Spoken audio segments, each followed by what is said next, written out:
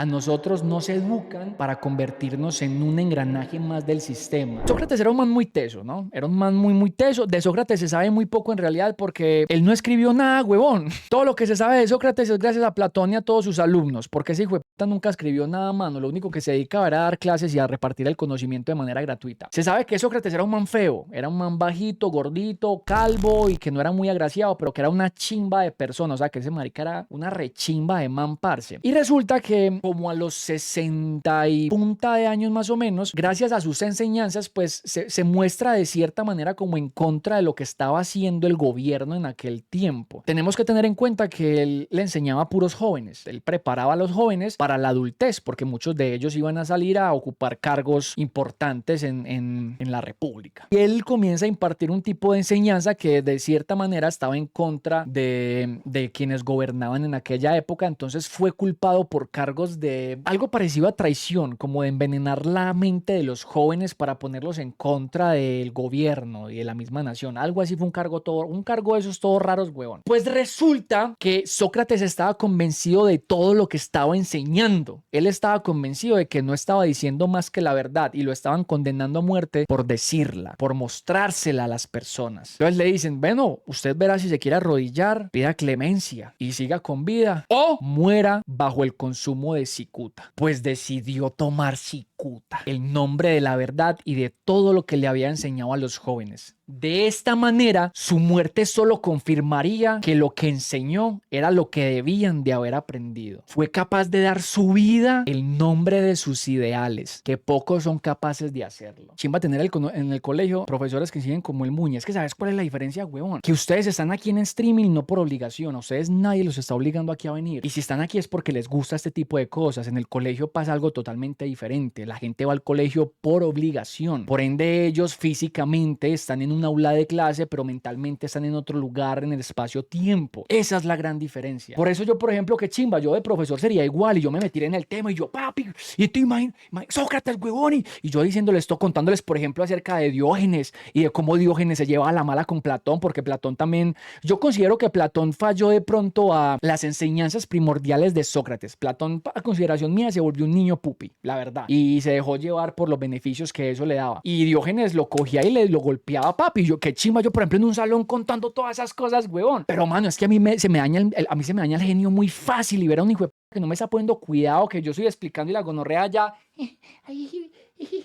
me pico la mano, hijo de puta. Además de que la filosofía de colegio es bien maluca. La filosofía de colegio te la imparten como a las malas, como ahí leas ese libro a ver qué entiende, y ya, o sea, no hay alguien como apasionado de vocación que te esté enseñando eso, que bueno, pueden haber, a mí no fue el caso mío en realidad. Entonces, qué cagada, huevón. La verdad es que a pesar de que estudié también en colegio público, mis profesores de español y filosofía fueron excelentes. Siempre promovieron la lectura y el pensamiento crítico. Es lo que todos los profesores en el mundo tienen que hacer. Los docentes deben de escoger esa carrera por pura vocación, porque les apasiona enseñar, y no solamente enseñar, sino porque ellos ya tengan afianzado el concepto de que gracias a ellos se van a moldear las nuevas mentes del país, de la nación, que era básicamente lo que hacía Sócrates y Platón y esta gente. Ellos educaban a los jóvenes porque ellos iban a ocupar los cargos más importantes de la misma república. Pero las cosas no suceden así, man. Hay personas que simplemente estudian en colegios como la Normal, no sé si ustedes conozcan la Normal Superior de Medellín, que en los 2 últimos años, creo que es 10º y 11, les dan como una media técnica, por así decirlo, en docencia. Y luego ellos salen y pueden hacer una bobaita ahí y se gradúan como docentes. Y como muchos, ese es el problema de los jóvenes, de la juventud, huevón. Y lo digo porque yo también fui joven, y es que uno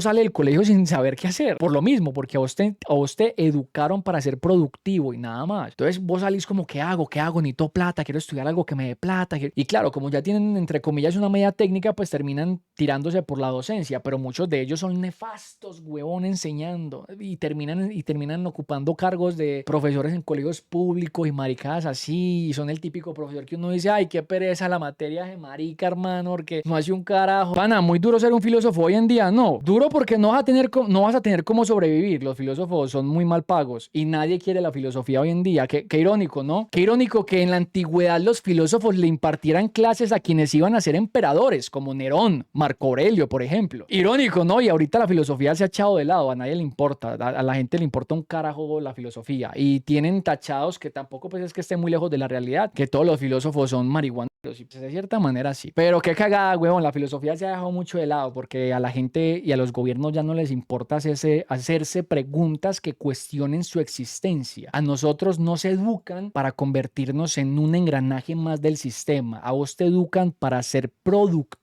Y la filosofía no tiene cabida ahí, porque la filosofía no es productividad, es existencia. Bueno, yo tuve un profesor de filosofía que él nos enseñaba de formas divertidas, me refiero, como una especie de obra de teatro o con juegos y vainas así. Qué chimba haber tenido un profesor de filosofía. La profesora de filosofía mía le decían Robotina, la vieja era fea. Imagínense que ella impartía filosofía, no me parece que hubiera sido una buena profesora de filosofía, la verdad. Sin embargo, a mí desde el colegio me gustaba mucho. Yo nunca llegué a perder filosofía, siempre me iba súper bien. A mis amigos les iba súper mal. Supongo que algunos nacen para determinadas cosas, ¿no? Imagínate, parce, que cierto día ella puso una tarea, eran las típicas tareas en donde la gente leía un documento y prácticamente copiaba y pegaba. Hacían preguntas y usted leía el documento y decía, o sea, que usted por ejemplo leía el documento y saca la respuesta de acá. Entonces decía, sí, porque llegaron las notas de pésame de todas partes de Alemania con dos curiosas excepciones, ¿sí o qué? Mano, yo les voy a ser sincero, yo no sé por qué fue.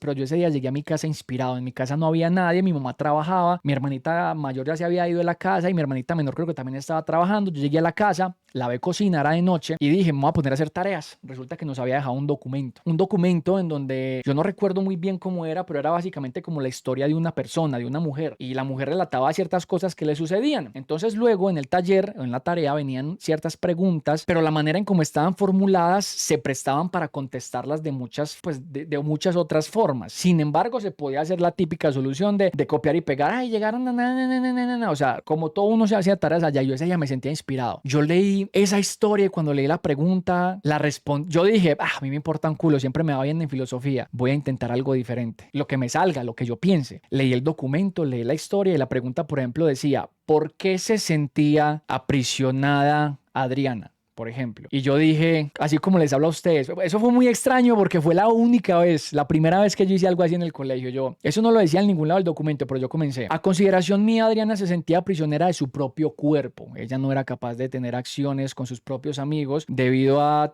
Y empecé o sea, eso no lo decía el documento. Eso no lo decía el documento. Y yo comencé, papi, todas las preguntas, todas las respondí así, huevón. Ya. Desde ese día, mano, la profesora me cogió la re buena, güey. Esa vieja de ahí para adelante ni siquiera me revisaba las tareas. Siempre me calificaba bien. Imagina que ella estaba revisando las tareas, trin, y yo tenía miedo de entregarla porque yo dije, será muy ridículo las respuestas que di o qué. Cuando Trin le pasé el cuaderno y yo vi que ella empezó a leer y me miró y siguió leyendo, me calificó bien y me entregó el cuaderno. Desde ese día en adelante jamás me volvió a revisar las tareas y yo con unas ganas de comerme la mano, pero pues bueno.